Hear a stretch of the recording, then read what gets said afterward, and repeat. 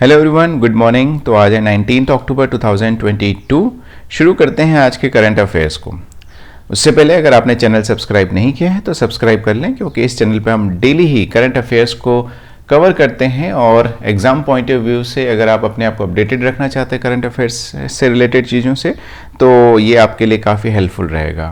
तो इसको सब्सक्राइब कर लें। कल एक क्वेश्चन पूछा था कि अलीगढ़ मुस्लिम यूनिवर्सिटी के द्वारा जो उनके फाउंडर सर सैयद अहमद खान, उनकी बर्थ एनिवर्सरी के मौके पे जो एक अवार्ड दिया जाता है जिसको बोलते हैं सर सैयद एक्सीलेंस अवार्ड, तो ये 2022 के लिए किसको दिया गया था? तो ये दिया गया था 2022 के लिए अमेरिकन हिस्टोरियन बारबरा मैकाफ को। तो ये एक अमेरिकन हिस्टोरियन है, इस साल का ये अवार्ड उनको दिया गया। इंटरनेशनल अफेयर्स में कल इंडिया अफ्रीका डिफेंस डायलॉग जो हुआ वो गांधीनगर में हुआ। और हम जानते हैं अभी गांधीनगर में इंडिया डिफेंस एक्सपो चल रहा है, जिसके अंदर अलग अलग कंपनीज और प्राइवेट गवर्नमेंट स्टार्टअप्स अपने डिफेंस से रिलेटेड इक्विपमेंट्स को वहाँ पे एग्जीबिशन कर रहे हैं उनका। तो उसी की साइडलाइंस पे वहाँ पे गांधीनगर में ये इंडिया अफ्रीका डिफेंस डायलॉग हुआ, जिसको संबोधित किया डिफेंस मिनिस्टर राजनाथ सिंह ने। और उन्होंने कहा कि जो ये अफ्रीकन कंट्रीज़ हैं, इनकी सिक्योरिटी के लिए, पीस के लिए, स्टेबिलिटी के लिए हम प्रतिबद्ध हैं और उसके लिए हम हेल्प करेंगे इन अफ्रीकन कंट्रीज़ को। तो इस डायलॉग के अंदर टोटल 43 अफ्रीकन कंट्रीज़ का डेलीगेट जो था वो शामिल हुआ था। 4 दिवसीय 90th इंटरपोल की जनरल असेंबली वो स्टार्ट हुई है न्यू दिल्ली के अंदर कल, जिसको इनॉग्रेट किया प्राइम मिनिस्टर नरेंद्र मोदी ने। तो हमें ये समझने की ज़रूरत है कि ये इंटरपोल क्या चीज़ है। और काफ़ी बार आपने नाम इसका ज़रूर सुना होगा उस केसेस में जब कोई इंडिया से बाहर भागने वाला होता है, कोई क्रिमिनल या कोई ऐसा जिसके खिलाफ केसेस चल रहे हो, तो उस टाइम पे आपने सुना होगा कि इंटरपोल का नाम काफ़ी आता है। तो इंटरपोल बेसिकली एक इंटरनेशनल क्रिमिनल पुलिस ऑर्गेनाइजेशन है, जिसको शॉर्ट में इंटरपोल कहते हैं। इसमें सारी कंट्रीज़ की जो इन्वेस्टिगेटिव एजेंसीज होती हैं वो उसके हिस्सा होती हैं। तो टोटल 190 कंट्रीज़ इसके मेंबर हैं। और ये सारे इन्वेस्टिगेटिव एजेंसीज इन कंट्रीज़ के मिलके एक दूसरे को कोऑपरेट करते हैं क्रिमिनल्स को पकड़ने के लिए। तो ये इंटरपोल उसमें मदद करता है। तो इसका हेडक्वार्टर है फ्रांस के लियोन में। इसको क्रिएट किया था 1923 के अंदर। तो इसमें total 190 member, created in 1923। Headquarter is in Lyon, France. International affairs में ही एक बड़ी अच्छी खबर भारत के लिए। यूएस ने 307 एंटीक आइटम्स को भारत को हैंडओवर किया है, जिनकी वैल्यू लगभग $4 मिलियन है। तो आप समझ सकते हैं $4 मिलियन, करोड़ों में इनकी कीमत है। ये जो आप आर्टिफैक्ट्स देख रहे हैं, तो इनको स्मगल करके, इनको चोरी करके किसी तरीके से यूएस पहुंचा दिया गया था और वहां पे इनको बेचा जा रहा था। तो यूएस ने वहां पे जो 307 ऐसे एंटीक आइटम थे पुराने, जो हमारी मूर्तियां या अलग तरह की चीज़ें, उनको भारत को वापस किया है। नेशनल अफेयर्स में हम बात कर ही रहे थे पिछले कुछ दिनों से कि बीसीसीआई का एक नए प्रेसिडेंट बनने वाले हैं रॉजर बिनी, जो कि कर्नाटका स्टेट क्रिकेट एसोसिएशन के प्रेसिडेंट भी हैं। उन्होंने अभी रिप्लेस किया है सौरव गांगुली को एज अ बीसीसीआई प्रेसिडेंट।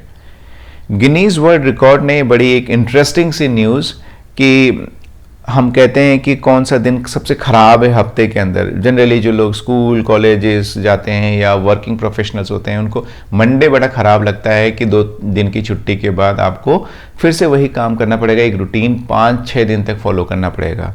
तो गिनीज वर्ल्ड रिकॉर्ड ने कल अपने ट्विटर हैंडल से फाइनली ये डिक्लेयर किया है कि मंडे जो है सबसे बोरिंग डे है और सबसे वर्स्ट डे है वीक का। ई कैबिनेट एक पावरफुल सॉफ्टवेयर पोर्टल है। ये क्या करता है कि स्टेट गवर्नमेंट जो होती हैं उनकी कैबिनेट मीटिंग्स को कंडक्ट कराने में हेल्प करता है, चाहे वो ऑनलाइन हो, वर्चुअल हो, किसी भी तरीके से जो मीटिंग होती हैं। तो ये ई कैबिनेट प्लेटफॉर्म जो है उसमें मदद करता है। मीटिंग से पहले ही बहुत सारे काम होते हैं, मीटिंग के बाद भी होते हैं, उनको ज्वाइन कराना होता है, मीटिंग प्रोसेस होती है। तो उसके लिए ये ई कैबिनेट पोर्टल जो है वो यूज़फुल है, हेल्पफुल है। तो आपको पता होना चाहिए इसके बारे में भी। नेशनल अफेयर्स में ही प्रधानमंत्री मोदी गुजरात के दौरे पर रहेंगे, तो वहाँ पे वो निरीक्षण करेंगे नेशनल मैरीटाइम हेरिटेज कॉम्प्लेक्स का, जो वहाँ बन रहा है। कहाँ पे बन रहा है? ये लोथल में, गुजरात के अंदर। और लोथल अपने आप में एक बहुत ही पुराना हिस्टोरिकल सिटी है और यहाँ पे world's tallest lighthouse museum भी बनने जा रहा है, और इसको कहते हैं हम ओल्डेस्ट मैन मेड डॉकयार्ड। तो अगर आप इंडस वैली सिविलाइजेशन, सिंधु घाटी सभ्यता पढ़ोगे तो वहाँ पे भी आपको लोथल का जिक्र मिलेगा कि यहाँ पे एक डॉकयार्ड था जहाँ पे शिप्स डॉक होती थी, मतलब वहाँ बंदरगाह था ये, जहाँ से ट्रेड होता था आपके मिडिल ईस्ट और पर्शिया के साथ में। तो यहाँ पे 2-3 चीज़ें इंपॉर्टेंट आपको याद रखनी चाहिए। नेशनल मैरीटाइम हेरिटेज कॉम्प्लेक्स यहाँ पे बनने जा रहा है, वर्ल्ड का टॉलेस्ट लाइट हाउस म्यूजियम यहाँ बनने जा रहा है, और ओल्डेस्ट मैन मेड डॉकयार्ड है। यूनियन कैबिनेट ने अभी अप्रूव किया है मिनिमम सपोर्ट प्राइसेस को बढ़ाने के लिए 6 रबी क्रॉप्स पे, रबी फसलें जो होती हैं 6 2023-24 ईयर के लिए। तो एक एमएसपी पैनल बनाया था गवर्नमेंट ने, उसने रिकमेंड किया था मिनिस्ट्री ऑफ एग्रीकल्चर को एमएसपी बढ़ाने के लिए इन क्रॉप्स पे। फिर मिनिस्ट्री ऑफ एग्रीकल्चर ने भी इसको रिकमेंड किया था कैबिनेट को, और फाइनली अभी यूनियन कैबिनेट ने इसको अप्रूव कर दिया है कि ये जो 6 फसलें होंगी 2023-24 मार्केटिंग सीजन के लिए, इनका एमएसपी बढ़ा दिया जाएगा। एमएसपी आप सभी को पता होगा कि मिनिमम सपोर्ट प्राइस, अगर मार्केट में किसी फसल की कीमत कम भी हो जाए तब भी गवर्नमेंट मिनिमम एक सपोर्ट प्राइस पे उस फसल को खरीदती है। तो किसानों को मदद देने के लिए बेसिकली ये किया जाता है ताकि उनको नुकसान ना हो। अभी हैदराबाद ने एक अवार्ड जीता है जिसको कहते हैं वर्ल्ड ग्रीन सिटी अवार्ड। तो ये वर्ल्ड ग्रीन सिटी अवार्ड इन्होंने क्यों जीता है? क्योंकि तेलंगाना गवर्नमेंट ने एक इनिशिएटिव लिया था ग्रीनरी को बढ़ाने के लिए, जिसको उन्होंने नाम दिया था green garland to the state of Telangana, और इनको तेलुगु में इन्होंने इसको नाम दिया था तेलंगाना को हरिताहरम। तो एक तरीके से ग्रीन गार्लैंड मतलब एक माला टाइप की बनाने की पूरी ग्रीनरी से, तो उसके लिए इन्होंने क्या किया था, बहुत सारे पेड़ लगाए थे। तो इस इनिशिएटिव के लिए इनको वर्ल्ड ग्रीन सिटी अवार्ड दिया है हैदराबाद को। याद रखना आप लोग, ये कौन सी सिटी को मिला था? हैदराबाद को। और दिया किसने था? International association of horticultural producers, AIPH, इन्होंने ये अवार्ड दिया है हैदराबाद को। नेशनल अफेयर्स में ही आप जैसे पिक्चर में देख रहे होंगे जयललिता जी, जो कि भूतपूर्व चीफ मिनिस्टर हैं तमिलनाडु की, काफ़ी पॉपुलर लीडर भी थी, AIADMK की चीफ भी थी। इनकी डेथ हो गई थी 2016 के अंदर, और उसके बाद से ही इनकी पार्टी में कंट्रोल को लेकर पलानीस्वामी और पनीर सेल्वम, जो इनके 2 बड़े लीडर हैं, उन पे टसल चल रहा है। और उससे पहले शशिकला जी भी थी, जो वो भी क्लेम कर रही थी पार्टी की टॉप पोजीशन को। तो उनकी डेथ के पीछे उस टाइम पे एक कमीशन बनाया गया था, जस्टिस अरुमुगा स्वामी कमीशन। इनके इसमें चेयरमैनशिप में ये कमीशन बनाया था कि मालूम करने के लिए जो जयललिता जी की जो डेथ हुई है, वो डेथ क्यों हुई है, किन सर्कमस्टांसेस में हुई है, क्या उनको बचाया जा सकता था, इन सारी चीज़ों पे बात करने के लिए या उनको मालूम करने के लिए ये कमीशन बनाया गया था। तो अभी इस कमीशन ने अपनी रिपोर्ट असेंबली में सबमिट करी है, और उसमें उन्होंने कुछ चीज़ें कही हैं, जैसे कि जो इनके पुराने सहयोगी थे और डॉक्टर्स थे, सेक्रेटरी थे, जैसे VK शशिकला इनके सहयोगी थी, डॉक्टर थे जो KS शिवा कुमार, हेल्थ इनके सेक्रेटरी थे जो J राधाकृष्णन, और हेल्थ मिनिस्टर थे उस टाइम के C विजय भास्कर। तो इन्होंने कहा है कि कहीं न कहीं एक गलती पे थे किसी तरीके से। तो हालांकि डिटेल्ड इन्वेस्टिगेशन तो उसमें नहीं हुई है, लेकिन उन्होंने रिकमेंड किया है असेंबली को कि इस पे और आगे भी जांच होनी चाहिए ताकि पता चल सके और डिटेल में इसके बारे में। तो इन 3-4 लोगों की कहीं न कहीं गलती उस रिपोर्ट के अंदर दिखाई गई है।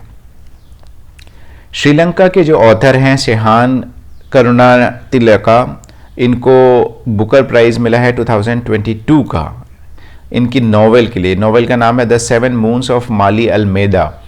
तो इस नॉवेल के लिए इनको 2022 का बुकर प्राइज़ अवार्ड मिला है। ये बहुत प्रेस्टिजियस प्राइज़ है ऑथर्स के लिए।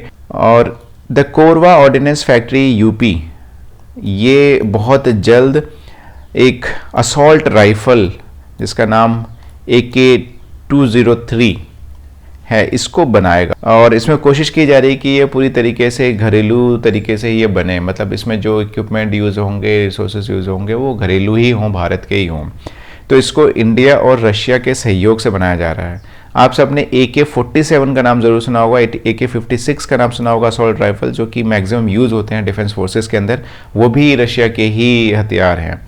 तो अब ये AK-203 असॉल्ट राइफल इंडिया और रशिया के दोनों के सहयोग से इंडिया में बनाए जाएंगे, यूपी के कोरबा ऑर्डिनेंस फैक्ट्री में। स्पोर्ट्स में हम अगर बात करें तो T20 वर्ल्ड कप ऑस्ट्रेलिया में चल रहा है। हम जानते हैं स्टार्ट हो चुका है 16 अक्टूबर को, और इसमें अभी इस साल टोटल 16 टीम्स पार्टिसिपेट कर रही हैं, जिसका फाइनल नवंबर 13 को मेलबोर्न में खेला जाएगा और ऑस्ट्रेलिया में इस बार ये हो रहा है। दिलचस्पी है लोगों की इसमें और उम्मीद कर रहे हैं कि भारत की टीम फिर से जीते। लास्ट टाइम इंडिया इसमें जो जीती थी वो 2007 में जीती थी, महेंद्र सिंह धोनी की कैप्टेंसी में। हम जानते हैं पाकिस्तान को हराया था जब। स्पोर्ट्स में ही एक और न्यूज़, INA एजिमालाज इंडियन नेवी सेलिंग चैम्पियनशिप जो है वो स्टार्ट हो गई है 18 अक्टूबर को केरला में। एजिमाला केरला के अंदर एक जगह है, वहाँ पे सेलिंग चैम्पियनशिप हो रही है और नेवी की इसको कंडक्ट करा रही है, नेवी के पर्सनल्स के लिए। ये largest intra navy selling event है, तो जो 3 नेवल कमांड्स हैं वो सारे इसके हिस्सा बनते हैं इस सेलिंग चैंपियनशिप का। इसके साथ ही लास्ट में आज का क्वेश्चन खत्म करने से पहले, अभी केरल के अंदर वहाँ के चीफ मिनिस्टर, वहाँ के जो और दूसरे कैबिनेट मिनिस्टर्स हैं और गवर्नर हैं, इनके बीच में काफ़ी रस्साकसी चल रही है। बयानों का दौर चल रहा है। गवर्नर कह रहे हैं कि गवर्नर पावर रखता है वहाँ के मिनिस्टर्स को हटाने का, और मिनिस्टर्स कुछ कह रहे हैं गवर्नर के बारे में। तो अभी बड़ी सुर्खियों में है वहाँ के गवर्नर और काफ़ी टाइम से भी थे। तो आपको ये बताना है कि केरला के गवर्नर कौन है, उनका नाम क्या है। कमेंट्स के सेक्शन के माध्यम से आप इसको ज़रूर बताएं।